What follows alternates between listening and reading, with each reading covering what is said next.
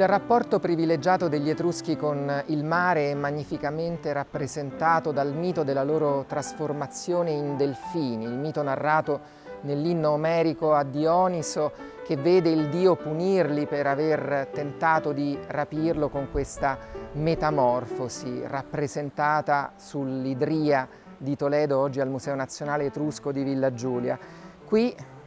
a Pirgi, nel porto santuariale di Cerveteri, sul Mar Tirreno, vediamo rappresentato quel tratto di costa sul quale gli Etruschi esercitarono il loro dominio per quasi un millennio. Poco distante da qui, a Regisvilla, nel porto di Vulci, uno dei porti di Vulci, una leggenda raccontata dal geografo Strabone nel I secolo a.C. parlava di un re, un signore locale, Maleos, un pelasgo legato anche ai pelasgi che avevano fondato Agilla, il quale con altro nome, Melas, era fra i pirati che avevano rapito Dioniso, e Strabone racconta di come avrebbe fatto ritorno con i suoi pelasgi in quella Atene che alla fine del VI secolo era profondamente legata da un lato con Pirgi e Cerveteri e dall'altro con Spina.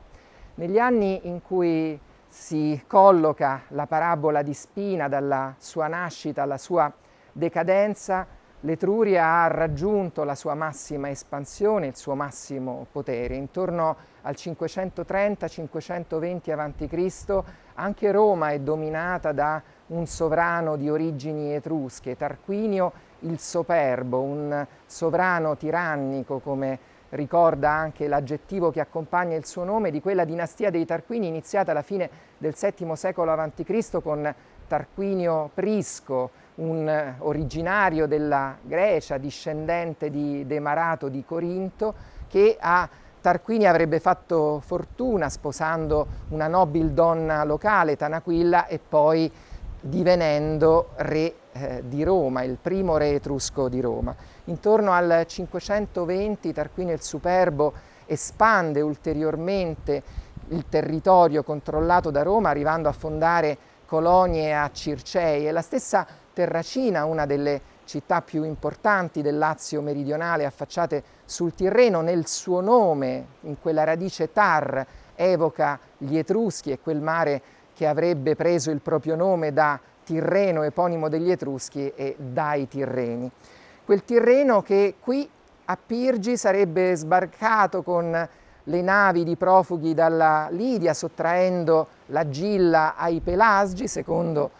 una delle versioni del mito, oppure secondo un'altra versione si tratterebbe sempre di un Tirreno che, dopo aver lasciato la penisola sorrentina e aver trascorso un lungo periodo in Sardegna, sarebbe approdato qui, dando origine all'etnos degli Etruschi. Questo tuttavia è il mito. L'archeologia, le fonti storiche attestano e confermano l'importanza raggiunta dagli Etruschi. Sempre intorno alla fine del VI secolo a.C., qui a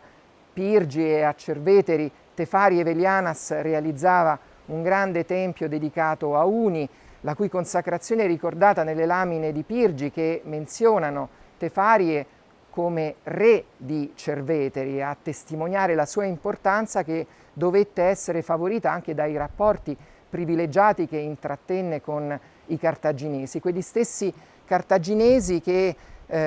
con i Romani, secondo Polibio, intorno al 509 a.C., all'indomani della cacciata dei Tarquini, stipularono un trattato, il primo trattato romano-cartaginese, che delineava una linea ideale di spartizione della sfera di influenze all'altezza del Tevere, lasciando agli Etruschi il controllo del Tirreno settentrionale. Gli Etruschi tuttavia avevano da tempo esteso il loro dominio anche in Campania, in quella fertile pianura che traeva il nome dalla città etrusca di Capua, e si spingevano i loro territori fino all'area della Valle del Sarno, a Ponte Cagnano, nella valle del Picentino, non lontano da dove i greci fondarono Poseidonia, sempre all'inizio del VI secolo a.C. Insomma, il controllo degli Etruschi era amplissimo, con Spina rese l'Adriatico il mare alternativo al Tirreno nel momento in cui il Tirreno era contrastato nel suo controllo con i Greci. Nel corso del V secolo a.C., quando Spina raggiunge al suo apogeo, diventa un centro commerciale strategico, un elemento in più di attrazione delle materie prime controllate dagli Etruschi del Tirreno, in particolare i minerali dell'area dei monti della Tolfa e dell'area dell'Etruria mineraria intorno a Populonia e Vetulonia, che valicavano gli Appennini attraverso vie di transito per raggiungere poi Spina sull'Adriatico ed essere smistati verso la Grecia. Fondamentali le risorse agricole di questi vastissimi territori per l'economia dell'Etruria intera. Laddove nel V secolo quindi il Tirreno vede diminuire l'importanza e la forza degli Etruschi per il contrasto con altri popoli, tra i quali presto vedremo annoverare anche i Romani, le materie importanti, i materiali considerati preziosi, le anfore da trasporto, i vasi attici arrivano nell'Etruria propria grazie alla mediazione di porti come Spina o anche nel Tirreno settentrionale di Pisa o delle altri grandi porti come Populonia. Questa situazione, questo assetto nel V secolo comincia ad essere minacciato dalla crescita di potenza di un'altra città greca d'Occidente, quella Siracusa, retta prima dai Dinomenidi che sconfiggeranno gli Etruschi a Cuma nel 474 in una battaglia che diciamo è l'inizio della fine della talassocrazia etrusca nel Tirreno e che poi contenderanno il controllo di questo mare per tutto il corso del V secolo, in particolare il controllo delle Lipari risulta strategico come testa di ponte verso lo stretto di Messina e il Mediterraneo greco e orientale. Gli Etruschi si alleeranno addirittura con gli Ateniesi contro i Siracusani durante le guerre, la guerra del Peloponneso, e in quegli anni Siracusa, retta dai Dionigi, un'altra dinastia tirannica, arriverà a minacciare le coste tirreniche dell'Etruria. Nel 384 a.C., qualche anno dopo la caduta della rivale acerrima di Roma, Veio, conquistata nel 396, e dopo il sacco di Roma da parte dei Galli del 390 a.C., i siracusani attaccheranno Pirgi e trarranno un bottino straordinario, stimato intorno a 500 talenti. Questo dà l'idea della ricchezza raggiunta da questo santuario, che era naturalmente anche uno dei porti più importanti d'Etruria. Nel corso del IV secolo si decidono le sorti di chi controllerà la nostra penisola. Roma, dopo aver subito appunto una fase di arresto con i Celti, arriverà a sconfiggere progressivamente gli altri popoli che nella penisola potevano contendergli il predominio. Nelle tre famose guerre sannitiche riuscirà a prevalere su chi aveva a sua volta, diciamo, attenuato il dominio degli Etruschi in Campania, i Sanniti, e nel corso della metà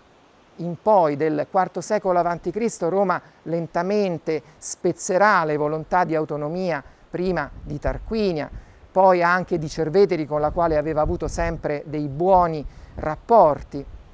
Si arriva così all'inizio del III secolo a.C. Una battaglia come quella di Sentino del 295 a.C. dimostra un tentativo estremo dei popoli dell'Italia, Etruschi, Umbri, Celti, contro i Romani, che li sconfiggono in una battaglia che è definita non a caso la battaglia delle nazioni. Questa alleanza rivela un contesto culturale straordinario, di profondo amalgama fra i vari popoli. Siamo nel pieno dell'ellenismo, l'epoca nota per le conquiste di Alessandro Magno, durante la quale si delinea a livello culturale un linguaggio comune.